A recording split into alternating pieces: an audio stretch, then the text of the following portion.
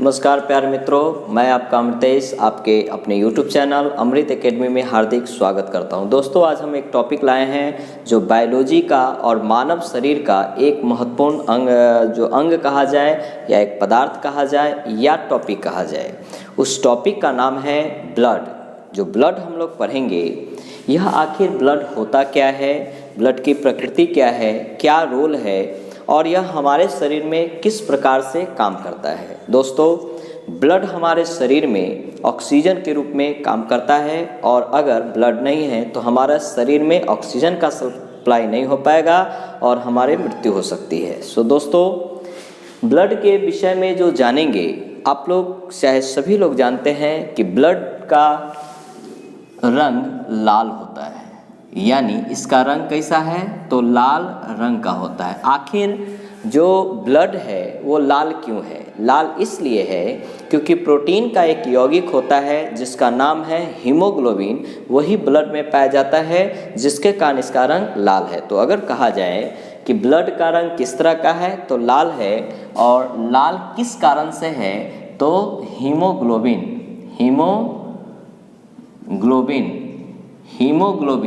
की उपस्थिति के कारण, यानी ब्लड में हीमोग्लोबिन जो कि प्रोटीन का एक यौगिक है वही उपस्थिति रहता है जिसके कारण इसका रंग लाल है।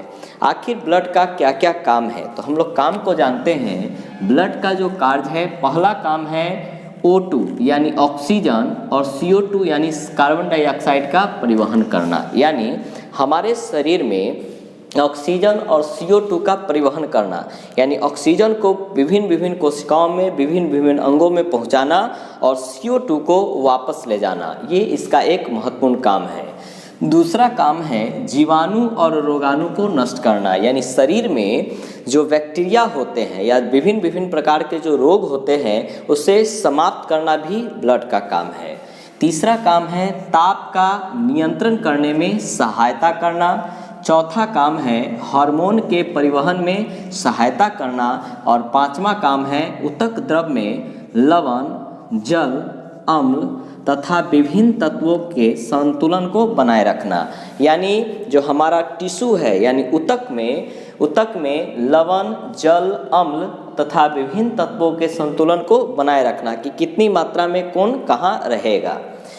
छठा जो काम है टूटी फूटी कोशिकाओं का भक्षण करता है, यानी खराब जो कोशिका है उसको भक्षण करना का मतलब है नष्ट कर दिया, समाप्त कर देता है, तथा रक्त को स्वच्छ रखता है, इसका एक महत्वपूर्ण काम है। इसी में एक और काम है जो 7th में हम लिख रहे हैं, रक्त का थक्का बनाने में मदद रखना, यानी रक्त का थक्का बनाए रखना, ये भी एक, यानी जिसको इंग्लिश में हम लोग ब्लड क्लॉटिंग कहते हैं। तो ये हमारे शरीर में रक्त का बहुत बड़ा काम है।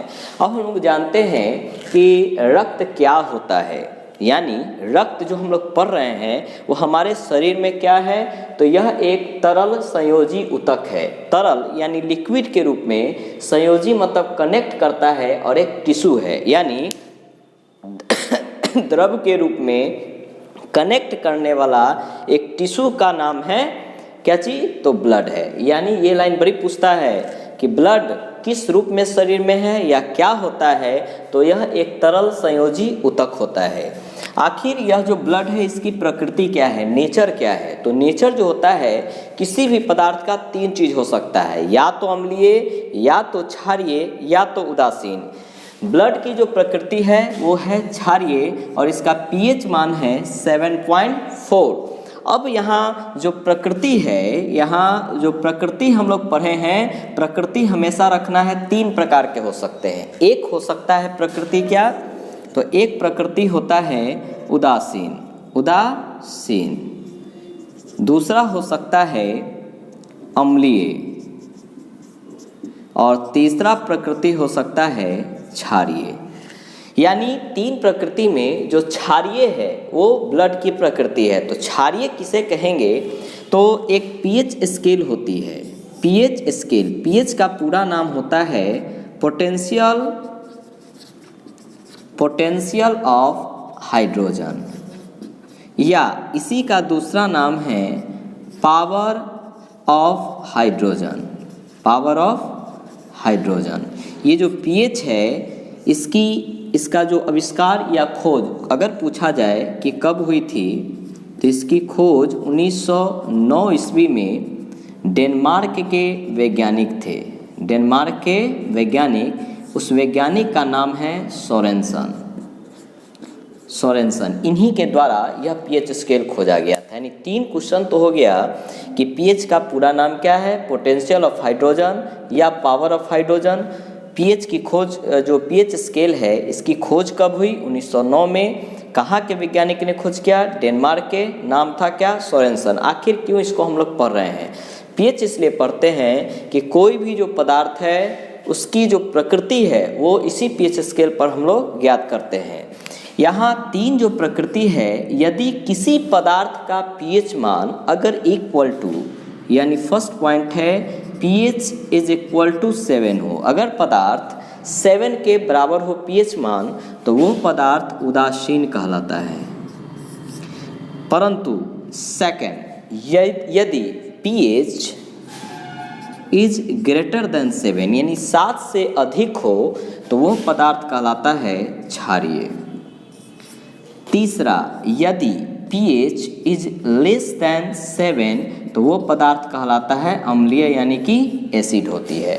यानी 3 तरह का जो प्रकृति है, pH का मान अगर 7 के बराबर हो तो वह पदार्थ होगा उदासीन, pH अगर 7 से ज़्यादा हो तो वो होगा क्षारीय, अगर pH का मान 7 से कम हो तो वो होगा अम्लीय। इसीलिए यहाँ जो हम लोग रक्त का जो pH बोले हैं 7.4, यानी 7 से ज़्यादा है, यानी इसकी प्रकृति किस तरह का है, तो क्षारीय है। हमारे शरीर में जो रक्त की मात्रा है वो कितनी होती है, तो हमारे शरीर के कुल भार का लगभग 7% रक्त होता है। यानी मानव का जो शरीर है, जितना उसका वेट है उसका 7% केवल रक्त होगा। लेकिन अगर लीटर में कहा जाए तो मानव के शरीर में जो रक्त की मात्रा है वो 5 से 6 लीटर होती है। यानी 2 तरह का क्वेश्चन हो गया, शरीर में रक्त की मात्रा कितनी है, तो 5 से 6 लीटर। शरीर के कुल भार का कितना परसेंट रक्त होता है, तो वो होगा 7%। लेकिन एक चीज़ रखिएगा ध्यान, महिलाओं में जो रक्त है वो पुरुषों की अपेक्षा ½ लीटर कम होता है, यानी आधा लीटर का अंतर होता है, आधा लीटर महिला में कम, पुरुष की तुलना में। इस चीज़ को आप माइंड में कब रखेंगे। अब इसी रक्त को हम लोग 2 प्रकार में बांटते हैं, प्रकार नहीं कहेंगे क्योंकि इसी रक्त में 2 प्रकार के पदार्थ पाए जाते हैं। यानी रक्त में कितने तरह का पदार्थ, एक है प्लाज्मा, दूसरा है रुधिराणु, या इसी को इंग्लिश में हम लोग ब्लड कॉर्पसस कहा जाता है। यानी रक्त में कितने प्रकार के पदार्थ पाए जाते हैं, 2 प्रकार के, एक होगा प्लाज्मा, दूसरा होगा रुधिराणु। ये दोनों पदार्थ है उसमें। इस दोनों पदार्थ में ब्लड में 60% केवल प्लाज्मा होती है, केवल होती है, और 40% केवल रुधिराणु होती है। ये 2 चीज़ रखिएगा ध्यान। यहाँ प्लाज्मा पदार्थ की चौथी अवस्था कहलाती है, यानी पदार्थ की चौथी अवस्था क्या है, प्लाज्मा, जो कि ब्लड में 60% तक पाई जाती है। अब यह प्लाज्मा 60% ब्लड में है, तो प्लाज्मा में सबसे अधिक क्या है, सबसे ज़्यादा जल है। जल कितना परसेंट, 90%। उसी तरीके से प्रोटीन 7%, लवण 0.9% और ग्लूकोज होगा 0.1%, जो कि प्लाज्मा में पाया जाता है। और ये प्लाज्मा ब्लड में कितना है, 60%। प्लाज्मा का मेन काम है पचे हुए भोजन एवं हार्मोन का शरीर में संवहन करना। प्लाज्मा का काम क्या है, पचे हुए भोजन और हार्मोन का शरीर में संवहन करना। प्लाज्मा में एक प्रोटीन पाया जाता है, उस प्रोटीन का नाम है फाइब्रिनोजन। फाइब्रिनोजन ये क्या है, ये प्रोटीन है। प्लाज्मा में से जब इस प्रोटीन को हटा दिया जाता है तो इससे बचे हुए शेष भाग को हम लोग सेरम कहते हैं। तो प्रश्न आ जाएगा कि प्लाज्मा में जब फाइब्रिनोजन प्रोटीन को हटा दिया जाए, निकाल दिया जाए, तो प्लाज्मा में जो बचे हुए शेष भाग है उसे क्या कहेंगे, तो उसे हम लोग सेरम कहेंगे।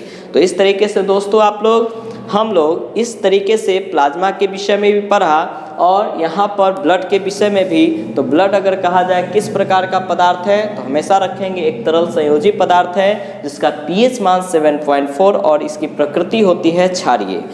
ब्लड को ब्लड बैंक में जो हम लोग रखते हैं तो ब्लड बैंक को कितने डिग्री फ़ारेनहाइट पर रखा जाता है, तो हमेशा रखिएगा कि ब्लड को 40 डिग्री फ़ारेनहाइट पर हम लोग रखते हैं। यानी कि रक्त को कितने डिग्री तापमान पर रखा जाता है, तो 40 डिग्री फ़ारेनहाइट पर इसे रखा जाता है। रक्त को कहाँ पर रखा जाता है, किस चीज़ में रखा जाता है, तो सोडियम नाइट्रेट में रखा जाता है। और 10 दिनों से अधिक अगर रक्त हो जाता है तो उस रक्त में जो यह प्लाज्मा का भाग है उसको बचा लिया जाता है और शेष भाग को अलग कर दिया जाता है। तो 3 मोस्ट इम्पॉर्टेंट क्वेश्चन है जो आप रखेंगे ध्यान कि रक्त को कितने डिग्री टेम्परेचर पर रखेंगे, तो 40 डिग्री फ़ारेनहाइट पे।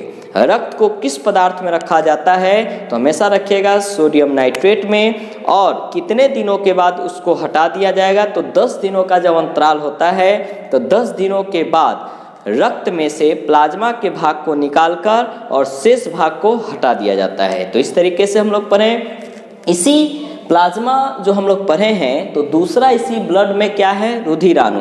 रुधिराणु भी 3 प्रकार के होते हैं, यानी ब्लड कॉर्पस्कल्स 3 प्रकार के हैं। एक का नाम है आरबीसी, दूसरे का है डब्ल्यूबीसी और तीसरे का नाम है प्लेटलेट्स। यानी जो रुधिराणु है यह 3 प्रकार के हैं, एक डब्ल्यूबीसी, आरबीसी और एक हो जाएगा प्लेटलेट्स। और इस तीनों के विषय में हम लोग नेक्स्ट वीडियो में पढ़ेंगे।